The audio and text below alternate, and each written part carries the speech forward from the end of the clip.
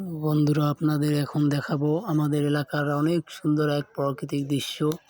আমাদের এই কুড়িগ্রাম জেলায় যে রোডটা দেখতে পারতেছেন, এটা হলো নুনখাওয়া টু ভিতরবন্দ ইউনিয়ন।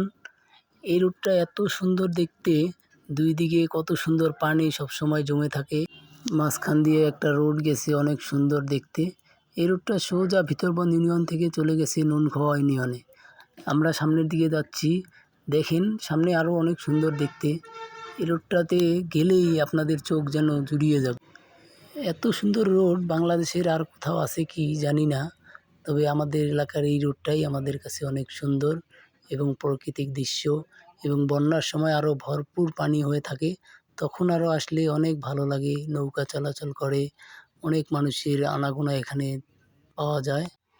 একটু সামনে গেলেই কিন্তু আমরা ভিতরবন্দ ইউনিয়নের যে সীমানা আছে এটা অতিক্রম করে নুনখাওয়া ইউনিয়নে প্রবেশ করব।